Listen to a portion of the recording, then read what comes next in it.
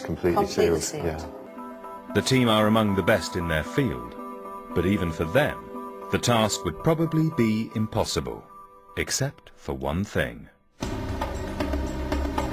2 years ago, for conservation purposes, the museum had the mummy CT scanned. Computed axial tomography is an advanced form of the conventional X-ray. Instead of revealing the outline of bones and organs, the CT scan forms a full three-dimensional computer model of the human body. This medical blueprint of the lady will allow the team to analyze specific areas of the body in great detail. In order to find out more about the lady, the team need to establish what she looked like in life. Taking the data from the CT scan, her computerized reconstruction model will reveal this woman's face for the first time in thousands of years.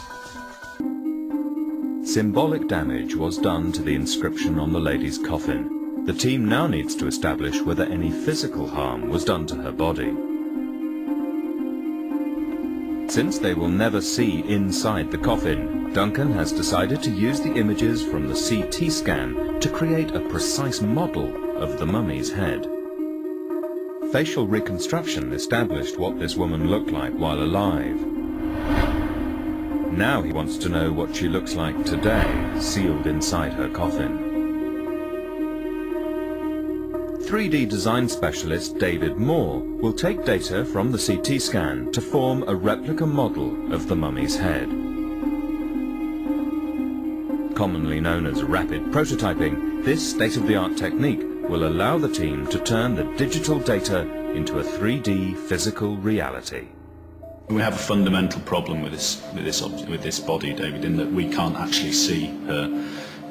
We've got this CAT scan data, but we really need a visualization. We really need to sort of look her in the eye if we're going to solve the case. Well, see, the problem we've got here is a 3,000-year-old mummy, is a lot of those tissues have sort of absorbed into each other and become attached to the skull and things like that. So what we're really going to have to do is push the boundaries of the software slightly and try and really pick out just the material that we want.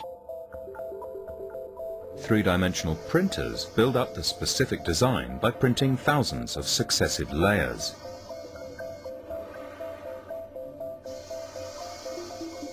The model is then created by alternating layers of glue and chalk powder. The 3D result is a dimensionally accurate head based on the source data from the CT scan. If you're observing a real mummy, you have to be so delicate, you know, contamination, everything that goes with that. What you've got here is an exact representation of what's lying within the casket, yet you don't have to be delicate with it. You can slice it in half, see what's inside. In a way, you haven't actually got a body here, you're looking at data.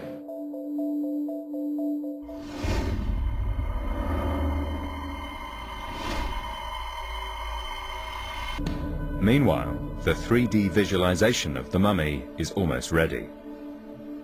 Without even laying a finger on the coffin, Duncan is about to see exactly what the lady's head looks like.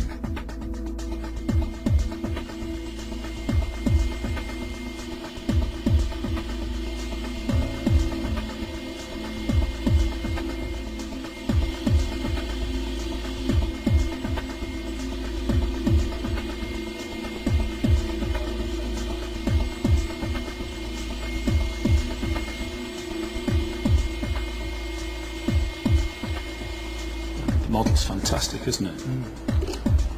This is one-to-one scale data, so you're not reduced or changed in any way the dimensions. So she has a very delicate small head, doesn't she? It's incredible to be looking into her face. I wonder who the last person she was looking at was. Thousands of years after her death, the mummy investigation team are trying to piece together how and why this Egyptian woman died. So we've had a good step forward as well with the data from the cloud mapping, from the point cloud data that we've derived from the CT scan. And this is going to be the only chance I think we get to look at her in real life. And here she is. A good embalmer would have preserved facial features to an incredibly high standard. But the 3D model has revealed the opposite.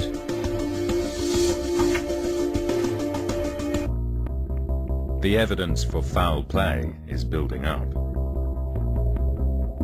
The large wound identified is completely separate from the standard embalming incision. I suspect the wound is here. Okay. And this extends, if a knife were placed through the abdomen, it would have gone through this small bowel here, large bowel here, maybe even into the liver here and the large vessels at the back of the abdomen. I think I'll go further than that. I think this is an assassination. I think the site of the wound tells us and the size of the wound. The team now need to work out why someone would have wanted to kill the lady. From the start of the investigation, the team had no access to the mummy or interior of the coffin, so the finding of these linen samples is a huge breakthrough. It's these linen wrappings that Stephen is analysing for their chemical fingerprint. The GCMS test has not only identified that relatively cheap materials were used in this embalming, but also that the materials used had been severely overheated. This correlates with the results from the three-dimensional print of the mummy's head, displaying large amounts of decomposition, also indicating an incompetent and rushed embalming. This is highly suspicious, as the mummification of members of Egyptian high society was a precise and delicate art. Of all the human organs required after death, the throat was one of the most important for ancient Egyptians. According to their belief system, the deceased had to be able to speak his or her own name to the god Osiris, lord of the afterlife, to then be judged upon entry into the eternal paradise for the soul. In the eyes of ancient Egyptians, removal of the throat during mummification would prevent this sacred ritual from taking place.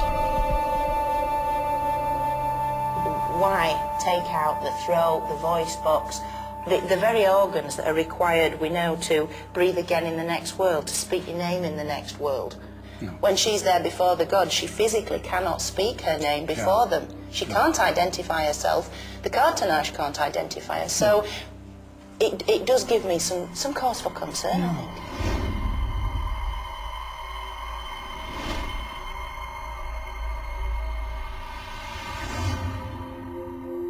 From the very beginning, this case of the sealed coffin looked almost impossible, as the mummy investigation team were denied any kind of access to the body. Against all odds, and through a combination of forensic excellence and old-fashioned detective work, they've built an incredible picture of who this woman was and how she died. Based on her overbite, we can say with some confidence that she was likely of high status. Well, from the chemistry, it's certainly possible that some sort of concealment was going on.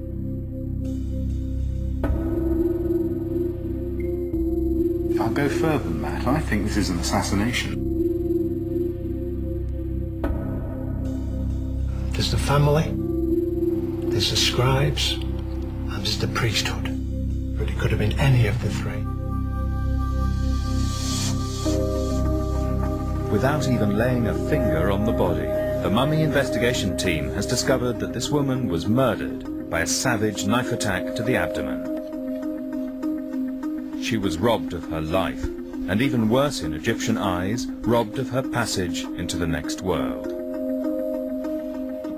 This was sabotaged by a hurried embalming, the removal of her throat, and the incorrect inscription of her title on the coffin.